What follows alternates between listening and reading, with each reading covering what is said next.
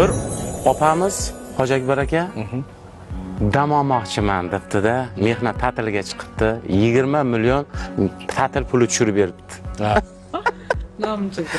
Dam olaman debdi-da, ko'zini shunday yumsa, ko'zini oldiga Parij ketdi. Eyfel minorasi chaqirayotganmish haligi ayolni. Ke, samolyotga o'tirganda ke bu yoqqa bizni tomonga atsa. Yo'q, nima bo'lyapti menga? 20 million anaqa pulini olib sal o'zimni yo'qotib qo'yapam, yo o'zimni yig'ishtirib olishim kerak. Yo'q deb seni ketyapsa, ko'zini yumsa, ko'zga Turkiyaga kelarmish-da. Turkiyani ko'priklari qimirlab, "Ke, biz oldimizga mazza qilib dam olasan." Yo'q, nima bo'lyapti menga? Yo'q, nima bo'lyapti? Pulim ko'p tushganiga, mehnat puli ko'p tushganiga, otpuska pul ko'p tushganiga sal o'zimni yo'qotyapmanmi? Yo'q deb bunday bolalarini ko'zini oldiga keltiribdi-da, yana bunday ko'zini yumsa, ko'zini oldiga ertalabki tong sahardagi Qo'yliq bozori ketdi.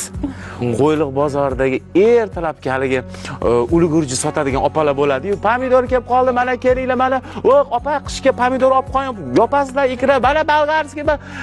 Undan ko'rasiz, tinchgina Turkiya qilmasdan Qo'yliqqa borib ertalabdan ulgurji bozordan pomidor bilan bodring olib, ikra yopganim yaxshi degan ekanda.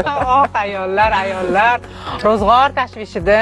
Shunday ayollarimiz bor bo'lishi. Albatta, erkaklar. Ham shu oilamiz och qolmasin, oilamiz bolalarim ham kech kelganda shunday pomidor ochib maza qilib yeb olasin deb biz uchun jon kuyar opa-singillarimiz, ayollarimiz omon bo'lsin.